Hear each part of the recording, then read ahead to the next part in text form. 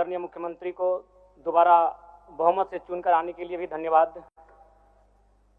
माननीय वित्त मंत्री के द्वारा अनुपूरक बजट, द्वितीय अनुपूरक बजट जो 4,833 करोड़ 39 लाख लाया गया है, जबकि यही सरकार ठीक कुछ दिन पूर्व प्रथम अनुपूरक बजट, माफ कीजिएगा, प्रथम अनुपूरक बजट 4,833 करोड़ 39 लाख का लाया गया था और आज पुनः द्वितीय अनुपूरक बजट जो कि 11,697 करोड़ 45 लाख की राशि लेकर आए हैं।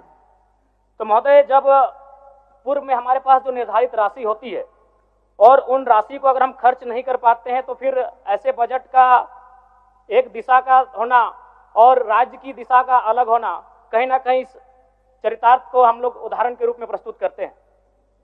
महोदय, बजट की सार्थकता तभी आम व्यक्ति को समझ में आएगी जब एक गांव का सबसे गरीब व्यक्ति, गंगवा की पत्नी गंगिया, अपनी गठरी में बाजार के बजट को रख पाएगी। आज तमाम माननीयों ने, हमने भी सोचा था कि पक्ष की तरफ से विषय को रखा जाएगा, विपक्ष वाले तर्क को प्रस्तुत करेंगे और इसी बीच मैं एक नया नवेला युवा सीखने का कार्य करूंगा, लेकिन मैक्सिमम समय इन्होंने दिशाहीन मुद्दों पे रखा। तो मैं, चूंकि मैया सम्मान योजना मूल बिंदु रही, केंद्र बिंदु रही, किसी ने उसे सम्मान कहा, नारियों का सम्मान कहा, महिलाओं का सम्मान कहा, हम लोग भी महिलाओं के सम्मान के पक्षधर हैं।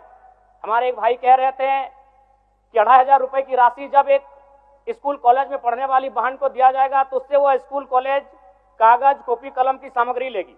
मैं कहना चाहूंगा, अगर आप उसे स्कूल कॉलेज जाने से पहले अगर 2,500 रुपए देंगे तो उसे आप निकम्मा और आलसी बनाएंगे।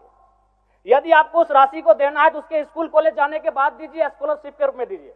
मैं आज पुनः कहूंगा, क्योंकि आप सत्ता पक्ष में हैं, आप संभवतः अपने इस विषय को बचाएंगे, आप अपना पक्ष रखेंगे कि आपने मैया सम्मान योजना एक महान कार्य किया है, लेकिन मैं फिर कहूंगा 18 साल, 25 साल, 30 साल की लड़कियों को जो आप फ्री में 2,500 रुपए दे रहे हैं, आप उनकी प्रतिभा को हनन कर रहे हैं, आप उनकी प्रतिभा को नकारात्मक दिशा में ले जाने कार्य कर रहे हैं। महोदय, मैं इसे आप स्कॉलरशिप का रूप दीजिए। आपको 2,500 रुपए देना है, स्कूल से पहले देंगे ना। मैं कह रहा हूं, मैं भी, मेरी भी सैकड़ों बहनें हैं गांव में, अगर आप स्कूल जाने से पहले 2,500 रुपए उनके हाथ में देंगे, उस पैसे को वह गलत कार्यों में, गलत नहीं कहेंगे, कुछ ऐसे कार्यों में खर्च करेंगी जो लुभावनी हो। स्कूल जाने के बाद, अटेंडेंस के बाद अगर आप देंगे स्कॉलरशिप के रूप में तो वो बहन स्कूल तक जाएगी। दूसरा सवाल और एक महत्वपूर्ण विषय महोदय। एक मिनट माननीय सदस्यगण, सभा की सहमति हो तो सदन की कार्रवाई समाप्त होने तक समय बढ़ाई जाए। बोलिए, अब समाप्त करिए, बोलिए। महोदय, यदि वास्तव में मैया सम्मान की राशि 2,500 रुपए सम्मान है तो मैं चाहूंगा हम लोग एक सार्थक दिशा में बढ़िया। महोदय, आज जितने भी माननीय हैं उनको बस की सुविधा दी जाए, जितने भी माननीय हैं अपने घर से ट्रेन की सुविधा से सदन आए, जितने भी माननीय हैं वो अपना टीए भत्ता का त्याग करे, जितने भी माननीय हैं यह जांच हो कि उनके बच्चे सरकारी स्कूलों में पढ़ते हैं या गैर सरकारी स्कूलों में पढ़ते हैं, निजी स्कूलों में पढ़ते हैं, इस विषय का भी जांच हो। अगर उसमें अगर कसौटी में उतरते हैं, हम कहेंगे ये मैया सम्मान योजना है, और नहीं तो इसे केवल और केवल जिस सपने के साथ ये राज्य अलग हुआ था वो सपना कहीं ना कहीं अधूरा होगा। महोदय, 2,500 रुपया सम्मान की कसौटी नहीं होगा। सम्मान तभी होता है जब समानता से आता है, समानता है तभी सम्मान है। अगर समानता नहीं है महोदय तो किस सम्मान की आप बात करते हैं? महोदय, मैं पुनः कहना चाहूंगा, महोदय 30 सेकंड 45 सेकंड का समय चाहूंगा।